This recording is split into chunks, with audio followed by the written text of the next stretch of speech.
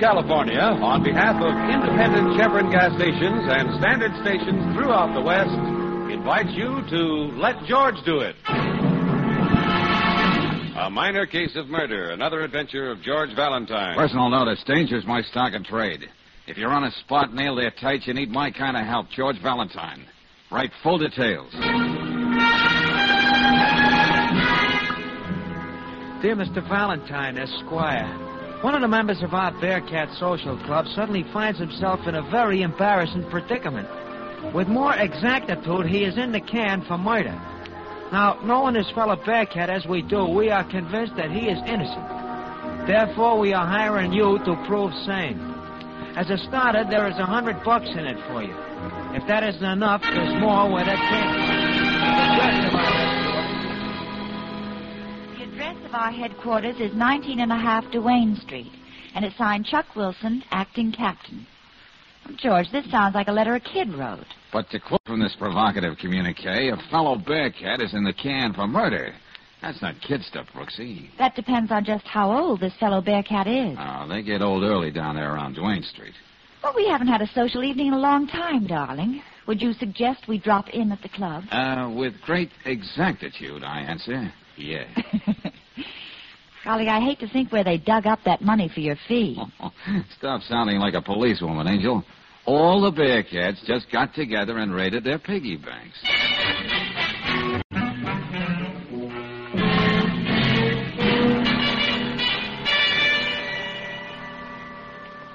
Nice place you got around here, Chuck. It's just an empty store we fixed up. Yeah, look at that furniture we got. See that red plush chair? Right out of the lobby of the Piccadilly apartment. Shut up, Barney, will you? Valentine, I believe in getting right to the point. And that's the way I like to do business, too, Chuck. What's on your mind?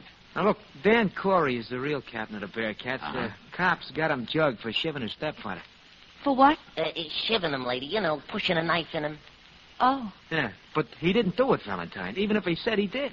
Oh, he admits he did, huh?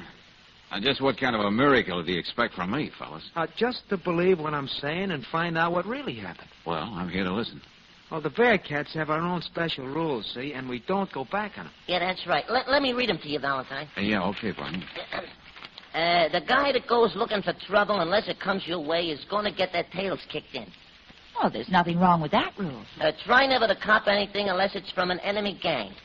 The fine for violating this rule is $1. Well, there might be some question about that rate. Well, get to the one we're talking about, will you, Barney? Oh, yeah, sure. Lead pipe, baseball bats, and other harmless things is okay. But don't carry dangerous weapons. You might be tempted to use them and give the club a bad name. Oh, yeah, nothing like trying to stay out of trouble. Violate this rule, and you get thrown right out. Yeah, now, Danny made that up himself, see? And he'd rather let you break his arm than break one of his own rules. Okay, Chuck, let's say I believe you. And Danny confessed to the police for reasons of his own. Yeah, that's right. Now, can you think of anyone in the neighborhood who'd want to kill Danny's stepfather? Just about everybody. His stepfather was nothing but a phony. Always pushing people around, even Danny's mother. Yeah, but did the babes go for him? Look, why don't you drop dead? Don't you see we got a lady present? Huh? Oh, don't let me cramp your style. What else about Corey? Well, he was in some kind of a racket with Leo Sudan, see? They worked out of the Swedes pool room on Malone Street. Uh-huh. Well, you going to take it on, Valentine? What would you say, Brooksy? Well, George, I'd say if so many of the other guys are so sure about Danny being innocent, they may have something there. Yeah, I was thinking something like that myself. Brooksy? Yeah? You drop in and see Danny's mother. She lives just down the block, number 33. And why don't you do that, Angel? I'll get down to the jail and have a talk with Danny.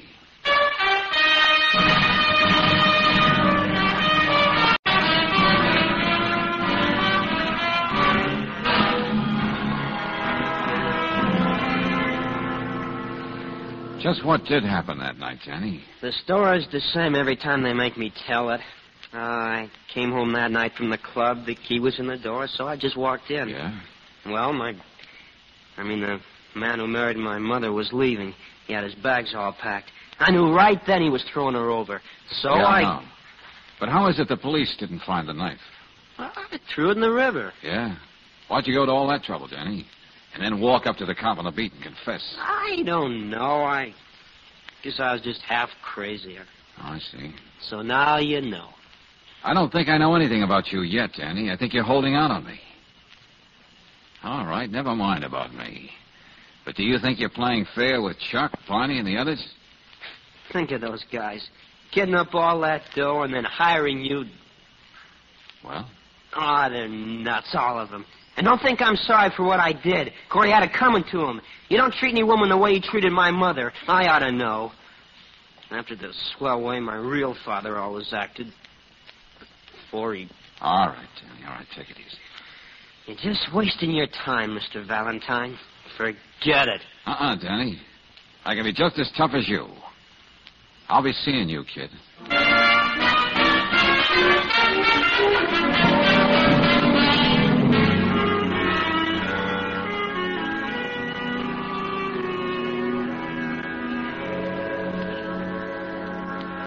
Miss Brooks, I know Danny admitted he killed Phil.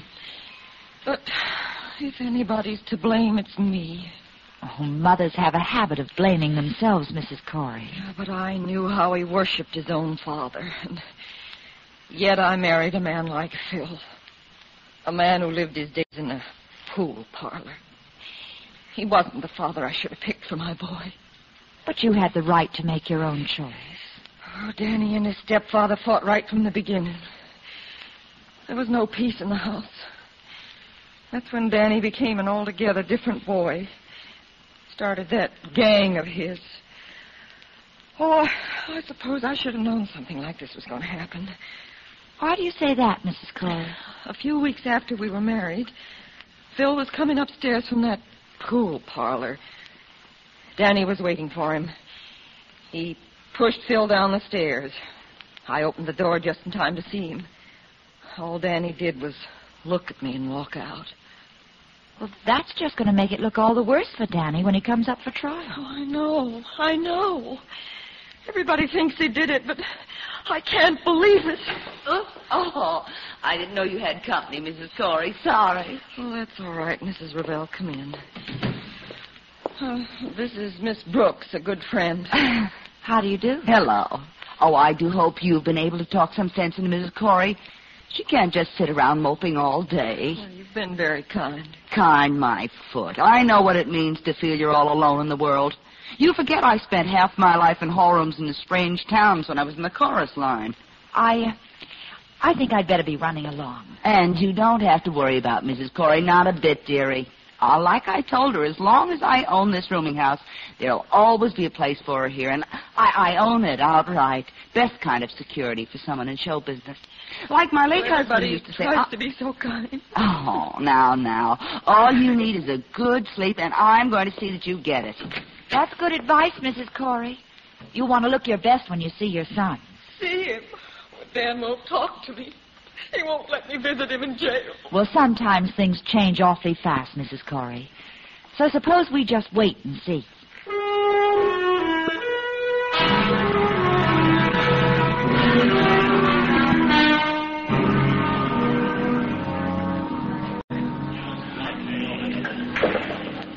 Sudan? Yeah. Who are you? Let's go somewhere and talk. I just see him in the middle of a pool game. What you trying to do, jinx me? Hey, wait a minute. How'd you know my name? I never seen you before. Yeah, I'll be right with you. I asked you a question, friend.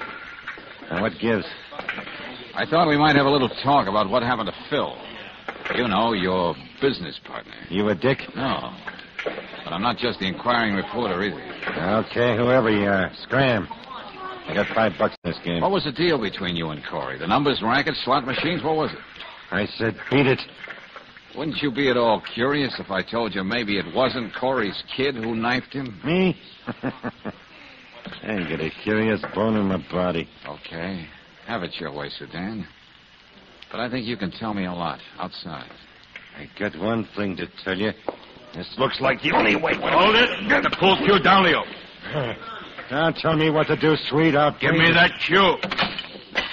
That's better. I try to run a respectable place. Yeah, talking about that, you better put the pool ball back on the table, too, Mac. Hmm? Oh, this. Yeah. glad you reminded me. Leo almost got it between his teeth. Swede, this guy's been asking me about Phil Corey. You don't say. Hey, look, be a nice fellow, Mr. Run Along. Leo wants to finish his game. You and him got a beef, see him later. Somewhere else. Okay, you win. I know when I'm not wanted. Don't get me wrong, pal. Nothing against you personal. Just that I pride myself on running a nice, peaceable recreation parlor. You know, Swede, you're a man with ideals. I like that. But I got a few broken-down ideals, too. What's that supposed to mean? I never get kicked out of the same place twice. I mean, and still leave it nice and peaceable.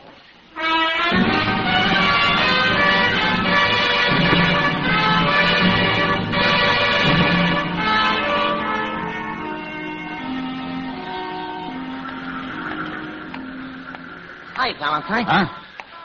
Oh, Barney. Yeah. Where'd you come from? Oh, I was in that alley there all the time. Oh? Yeah, I was waiting for you to come out of the Swede's place. Now, what do you call this?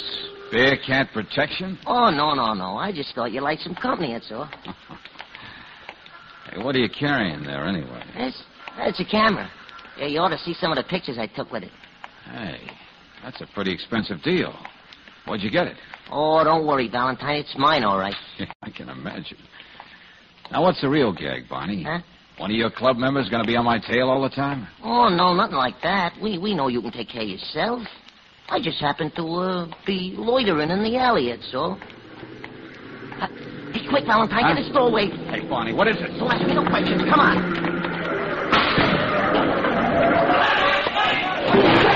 Hey, what the devil is this, Barney? Oh, you mean all that noise? Yeah, you're dragging me in this doorway.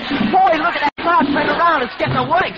I wish I could take a picture of it. Hey, what works, Barney? What's going on? Give. Well, Chuck figured you might be followed when you left the Swede, see? So the Bearcats were already on the roofs up and down the street. They must have seen that car was trailing you. How do you like that? But all that stuff out there on the street. Oh, the street cleaning department will clean that all up in the morning. Nothing but ash cans, bricks, cans of garbage, things like that. I suppose I should say thanks. We wasn't going to let anybody wake you over. And you notice we didn't use no guns or knives. Oh, yeah. Perfect little gentleman. Yeah, that's right. Well, what did you find out about Danny, huh? Nothing much, kid. Except now there are at least two characters who'd do anything to keep me from finding out what really happened to Phil Corey.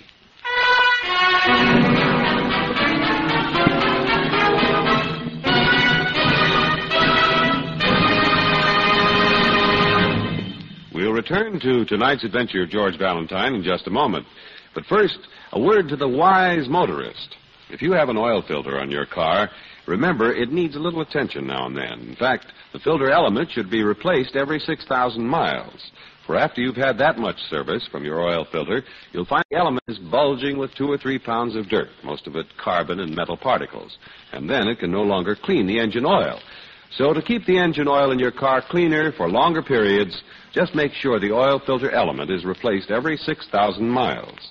It's another speedy service they're glad to do for you at standard stations and independent Chevron gas stations where they say and mean, we'll take better care of your car.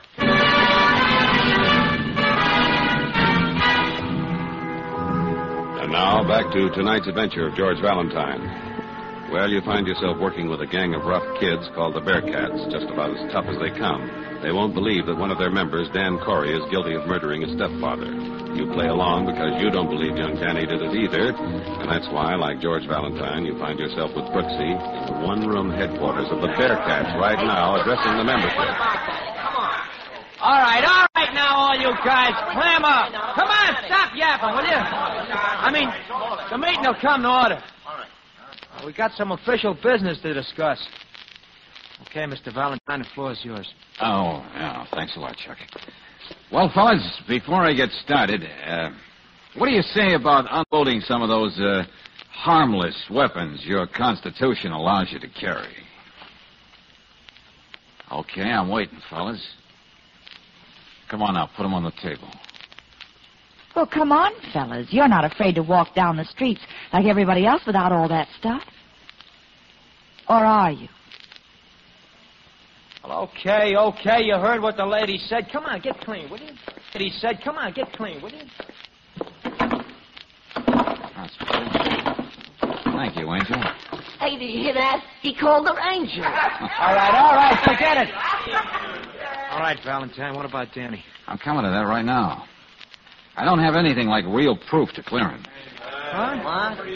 Hey, look, we're paying you $100. You're supposed to have all the answers. Yeah, that's right, like you said in that ad you had in the paper. Please, boys, let Mr. Valentine finish. You see, fellas, it isn't as easy as you think.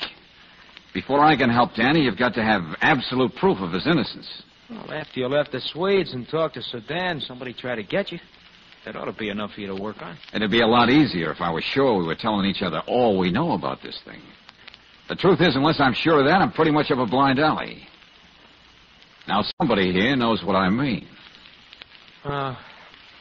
You win, Valentine. Here. No. Who's got the shit? That's an ugly-looking knife. You see, Danny's old man brought it back with him when he come home to the Pacific. He got it off a Jap. Now, where did you get it, Chuck? I might as well tell you the whole thing. See, I was standing on the corner that night, right next to the candy store. And Danny went upstairs for something, and the next thing I know, he was giving this to me. He said, make sure you ditch it, Chuck. Then he goes right over and gives himself up to a cop. Well, weren't you afraid that if this knife were found with Danny's fingerprints on it, it'd make the case really open and shut? Yeah, I thought of that, Angel. I mean, Miss Brooks. Then why were you so careful to preserve the fingerprints, Chuck? I see you got it all wrapped up in a handkerchief. Look, I got more than half a brain, Valentine. If they convicted Danny and he didn't have a chance, I was going to come up with this. Maybe there'd be some other fingerprints on it besides his. Uh-huh. Smart thinking, Chuck. Hey, Brooksy, take this knife down to Lieutenant Riley and ask him to check the prints. Oh, George, you know he's bound to ask questions. Tell him I'll talk to him later. Right now, I got to get to work. But first, Barney. Yeah? All these harmless weapons. Get rid of them, will you? Throw them in the river. Throw him in the river? What's the idea? Now, look, it's up to you, guys. Either get rid of this stuff or I forget I ever heard of Danny. Wait a minute. He's right. Come on, he's right. Good, that's the idea. Now, with what you told me about the knife, Chuck, maybe I can really start getting places.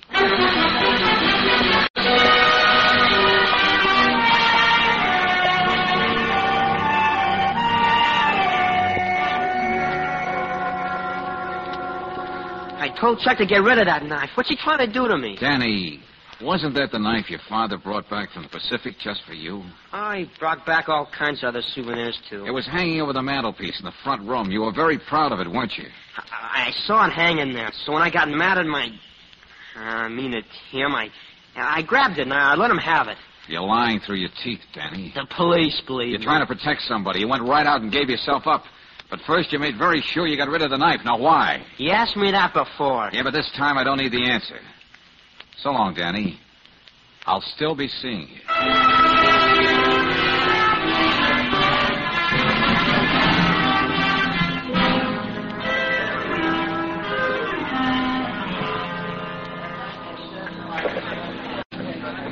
Swede, you and Sudan had me followed last night because you were afraid I might find out you were making book on the races in back of this joint. What are you talking about? I told you, Valentine, I run a peaceable pool parlor. Or on the other hand, I don't think you would have gone to all that trouble just for that.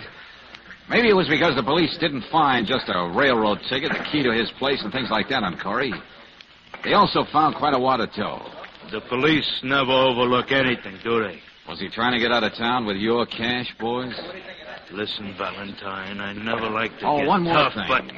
Now stop shoving me with that oversized bay window of yours. Speak your piece and get out.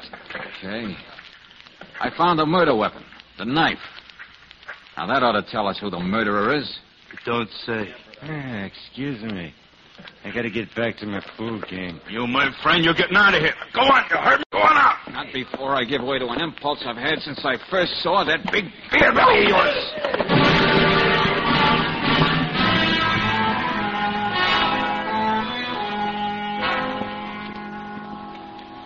Well, Brooksy, there's nothing we can do but wait here in the hall till Danny's mother gets back.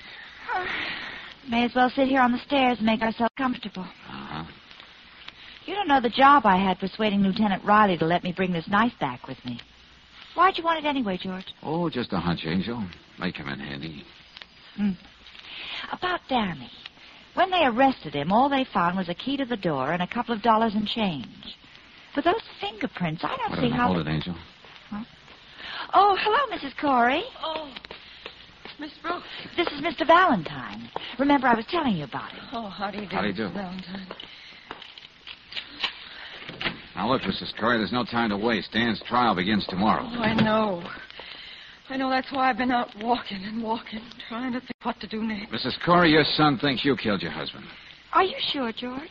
What are you saying, Mr. Valentine? When he came in that night, your husband was already dead on the floor. Dan saw the knife. He was sure you did it. Oh, no. He knew the police had reasoned that only 2 people could be inside here along with Corey, you and he. So he took the blame. That's why it was so important to Dan to get rid of the knife. He didn't want any suspicion to point to his mother. But what am I going to do? I didn't kill Phil, and neither did Danny. Where were you that night, Mrs. Corey? A good, tight alibi would help. Oh, I don't know where I was. Just like today, I left the house and started walking. Didn't matter where. Phil told me he was going to leave me. I'd lost my son and my husband. I'll get it. Oh, sorry, Miss Corey. Seems I keep walking in when you have company. Oh, hello, Mrs. Ravel. Hello. George, this is Mrs. Corey's landlady. Oh, I'm glad somebody's with you. I wanted you to have this nice hot soup. Thank you.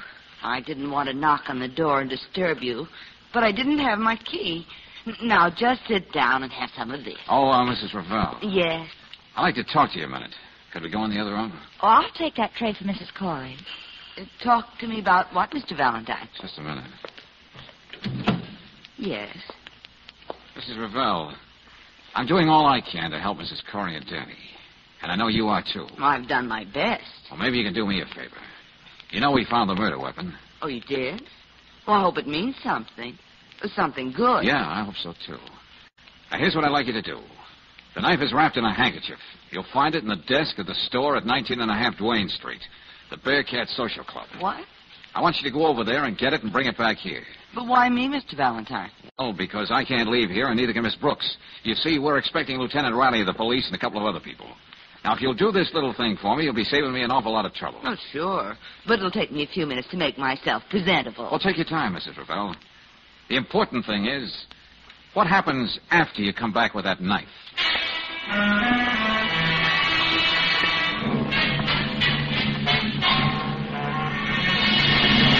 Brooksy, you know what to do. Now get on it. I got to use that hall phone here. I suppose it would be impolite if I asked what was going on. No time, Angel. I have to call Lieutenant Riley. Ask him to have a squad car pick up Sedan and the Swede and bring him over here. Oh, that's all very enlightening. Now get going. Mrs. Ravel is not going to take forever to make herself presentable. Now, if I can only get Barney on the phone.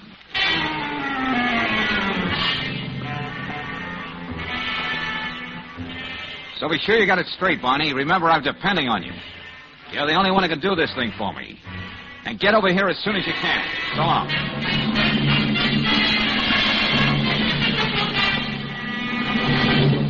All right, Swede, Sudan, you may as well sit down. Why'd the cops pick us up and bring us here? Oh, we'll get to that. Oh, Mrs. Corey, you didn't have any of that soup. She'll have it some other time, Mrs. Ravel. Valentine, nobody's got anything against us. You can't hold us here. Uh-huh. Gentlemen, I told you about the murder weapon.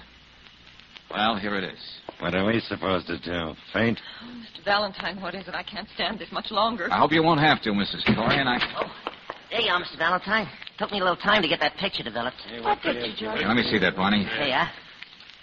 Huh? It's the first time I took a picture from inside a closet. Turned out good, huh? Yeah, very good, very good. Picture of you, Mrs. Ravel, taking the knife out of the desk. What?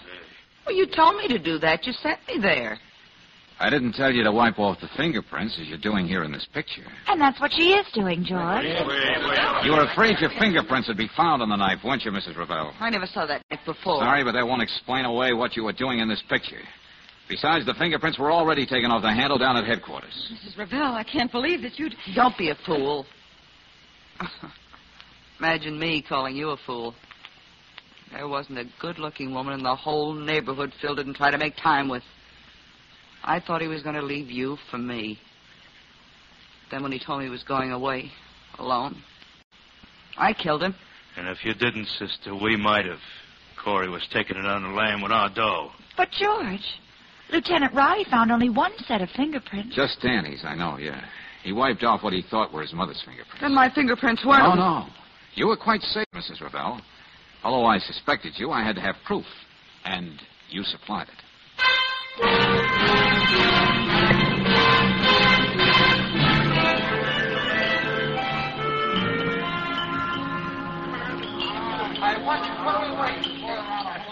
All right, now, all you mugs, clam up, will you?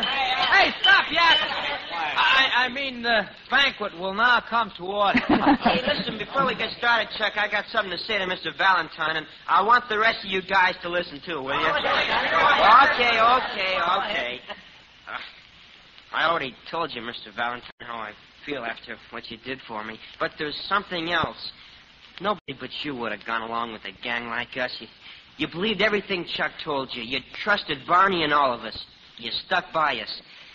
I guess the Bearcats have been a little off the beam, but you can take my word for it. After this, we're going to straighten up and fly right. We're going to start a baseball team and use those bats the way they were meant to be used. Well, Well, fellas, after that, I don't think there's anything to add, except, well, let's see. Sure. And don't worry about the food, Mr. Valentine. We paid for it with our own money. Sure. Oh, yeah, Mr. Valentine, how did you suspect that Mrs. Ravel anyway? Well, it was all a matter of keys, Barney. Whoever killed Corey had to be inside the apartment. Yeah? When Danny came upstairs that night, he found a key in the door. The police took it as evidence. Mrs. Corey had her key. Phil Corey's key was found on him, and you, Danny, they found your key on you, and you were arrested. Now, the only person who didn't have a key, had to knock to get in, was, of all people, the landlady. The landlady? How do you like it? Order. Come on, everybody. Wait a minute. I got a motion, hey. What this club needs is an honorary captain. We already decided who it's going to be, huh, fellas? Oh, no. Now, wait a minute, fellas. You don't have to do that. After all, Sorry, Mr. Valentine. We was really thinking about Angel. I mean, Miss Brooks.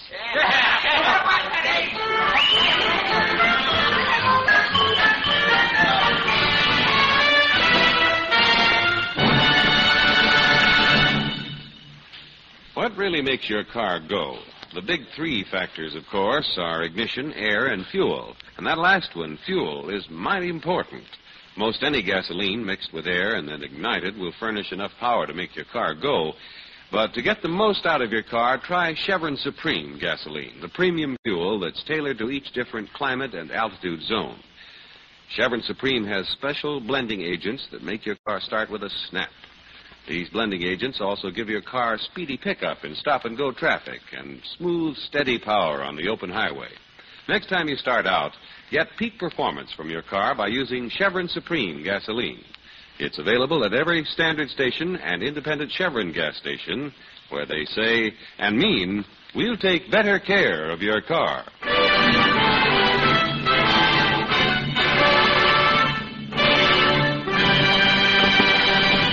Next week, when you tune our way for another adventure of George Valentine, you'll hear... George, the woman's asleep. Maybe it'd be better if we came back in the morning. Brooksy, even when people sleep, they manage to breathe. Huh? Oh. Look, George. Maybe this empty bottle on the bed table means something. I don't know. This note does. When you will find me, I am dead. I could not tell you the secret of the Montoyas and go on living in peace and honor. Forgive me, Maria.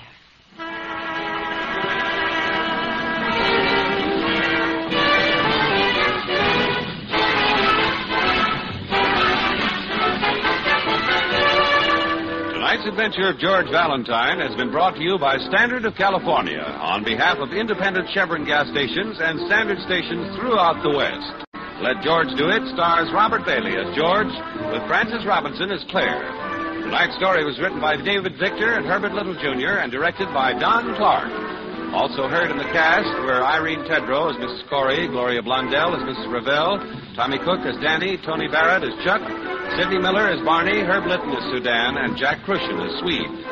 The music is composed and conducted by Eddie Dunstetter. Your announcer, John Heaston. Listen again next week, same time, same station, to Let George Do It.